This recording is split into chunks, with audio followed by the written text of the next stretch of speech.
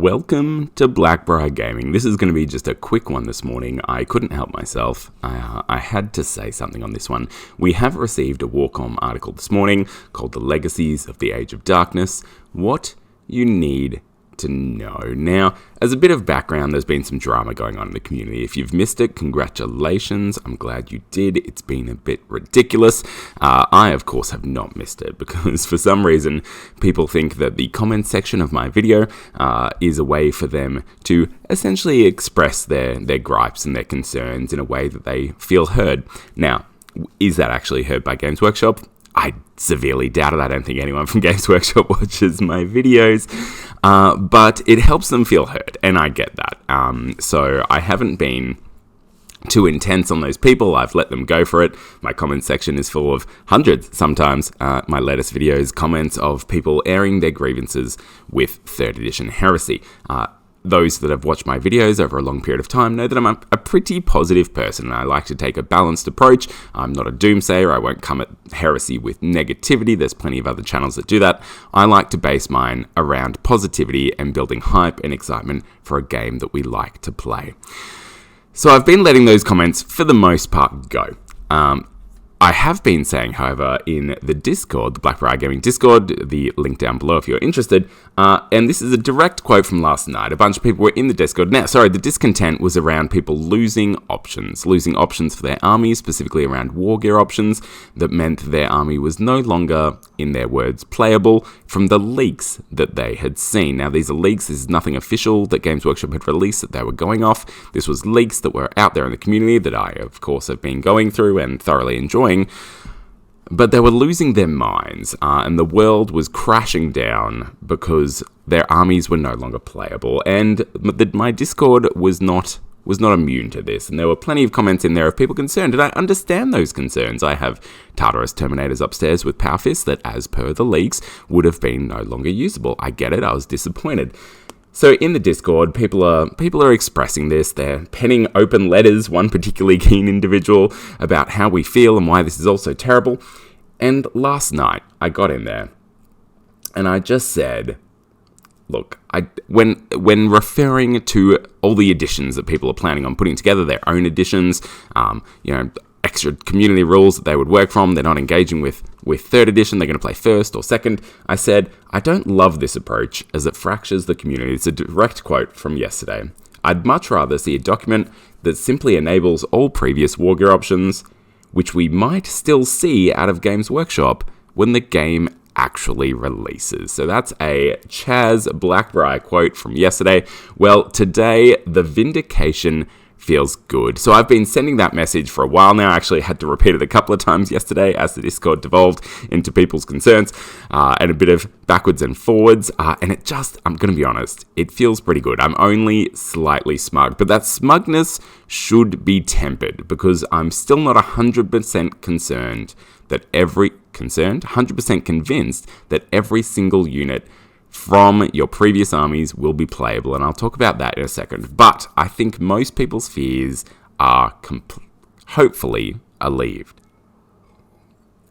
I don't think alleviated is a word. Alleviated. It's pretty early here in Australia. I have to get on. Oh, there we go. I have to get onto these articles pretty early in Australia. We don't have the benefit of them coming out at a normal time that I can jump onto quickly. It is something like 6 a.m. in the morning here. But let's go through the legacies of the Age of Darkness.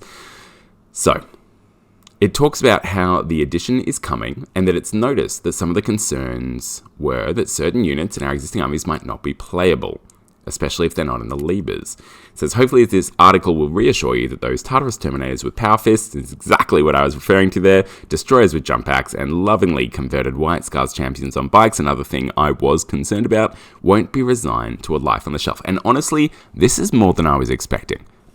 While I was sending out a message of positivity that was saying, hey, let's wait till the Legacies document comes out, I wasn't actually expecting these extra wargear options to be in here. So the question is, and this is something that's popped up in the community in response to this, was this always Games Workshop's plan to have a Legacies document which makes pretty much everything not in the libers playable?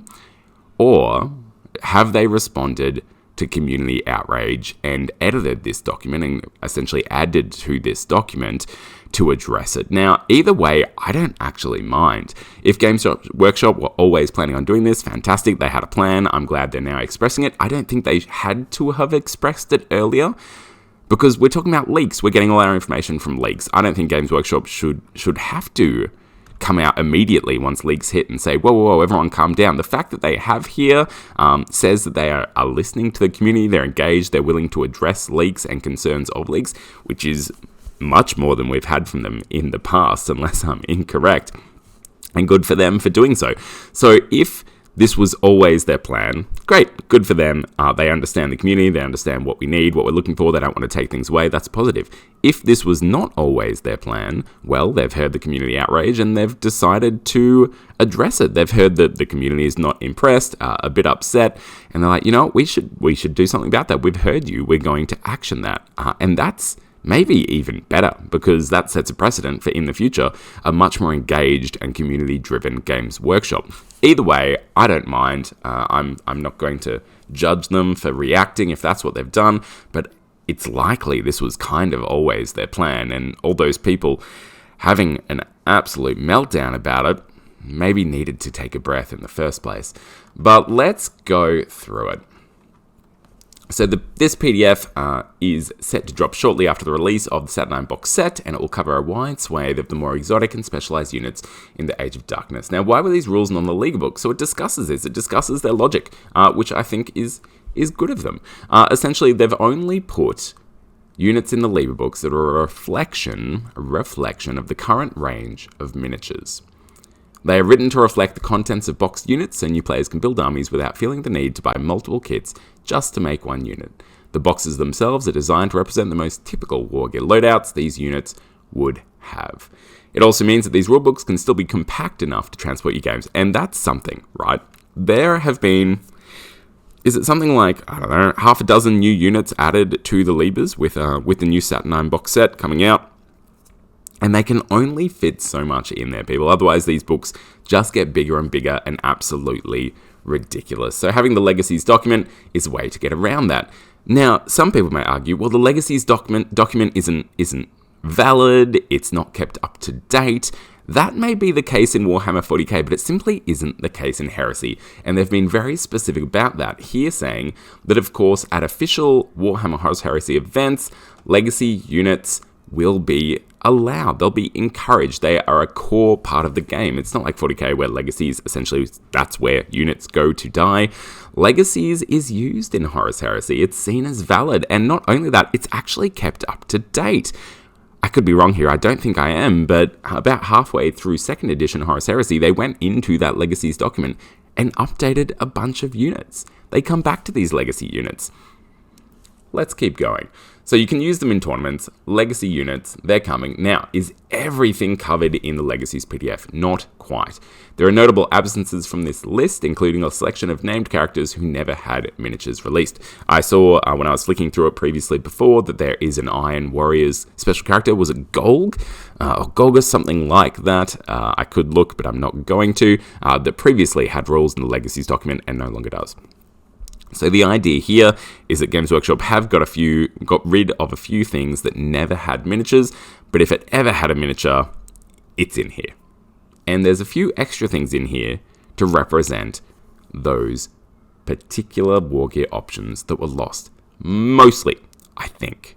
So let's have a look. What have we got? And there's some wild stuff in here. So the veteran breachers and heavy support squads, I think the idea there is to either be the equivalent of the veteran kind of tactical and veteran assault squads, but at the same time, those breacher veterans will probably be able to have the wargear options that were lost from breacher squad. Same, the Tartarus Terminator Siege squad is going to, I dare say, have power fists and chain fists in it, and then we have just a whole bunch of stuff. So your scout squads, you've got your artillery, you've got your destroyers in here, we've got characters on jet bikes, thank goodness. Thank goodness for that. I really want to do a White Scars army, and when I saw I couldn't put a Praetor on a jet bike, I was pretty disappointed about the whole situation.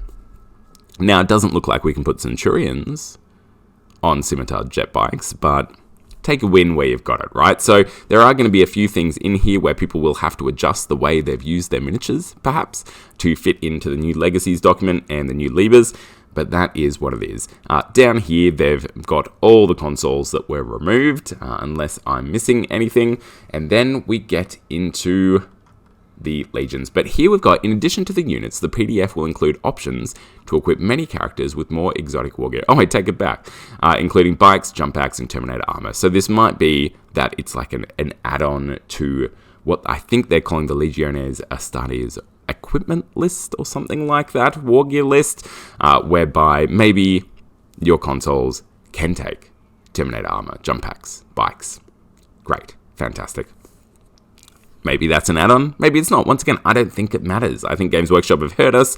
They've either addressed it before we even needed to have a minor freak out, or they've put it in. Now, some people will be saying, all those people that had a bit of a meltdown, you must be feeling a bit ridiculous. I don't think that's fair. I think it was very reasonable that people reacted to those leaks in the way they did.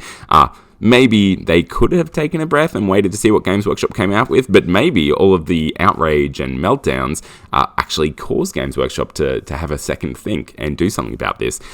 So while I will say that I think the community should express themselves and let Games Workshop know how they feel about leaks and content coming out, maybe let's do so in a way that's constructive, because apparently Games Workshop's going to listen to it and action it, but they might feel a little better about actioning it if we send that message in at least a polite and reasonable manner, a considered manner, right?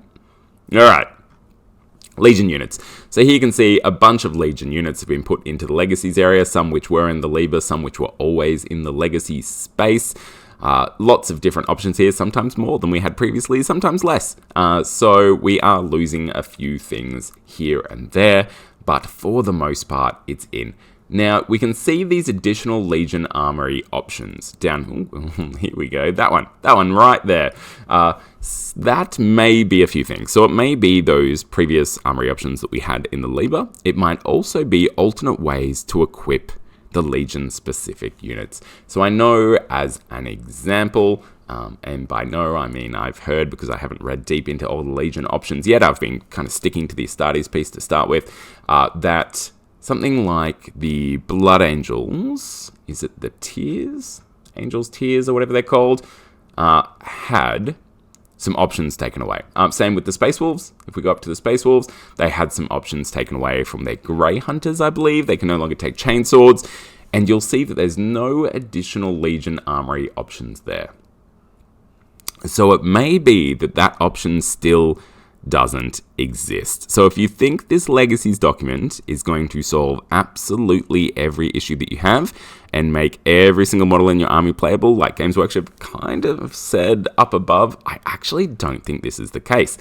So I think this Legacies document is going to be great. I think this Warcom article is a step in the right direction, but I would say actually, and look, I said it was coming, and it did, but I would say temper your enthusiasm, and some little amount of outrage might still be valid, which is very strange for me to say, because I'm the positive guy, right? But I think Grey Hunters specifically, as an example, will still lose their ability to take bolters and chainswords together. That's something that I've heard. I haven't read into it. If I'm wrong there, please let me know in the comments. But certainly, it doesn't look like, as this article is written, the Legacies document will address that. Might it still address it? Possibly. But as this article is written, it looks like that option will not be given to those Legion-specific units that were missed in the Liber. So there might still be things that are missed. There might still be units and models that you can't play as they're currently built out. You may have to just swap some arms or just play them, right? If someone turns up to a game with some Grey Hunters with chainswords, I don't care. I don't think anyone should care. They built it, they play it. Built it, play it is kind of my mantra, my message that I'm going for and that I've been putting repeatedly in the Discord. Just enjoy your miniatures, people, even if this legacy document doesn't solve absolutely everything. As you can see, lots of extra units here. They've included, hopefully, pretty much everything, but that won't address all people's army. Now it says it's very satisfying to field armies you've collected across a decade together. This edition will continually expand the miniatures range in plastic. including some units in this legacy list. That's exciting. What could that be? What could this legacies list have in it that might come out in plastic? Maybe some of these Solar Auxiliary units, for instance, an Aurochs transport, maybe. Yeah, that could be a thing that could happen. Maybe some, let's see, some fortifications, probably not. Nathaniel Garrow, something like that. That could be a character that comes out in a future journal book.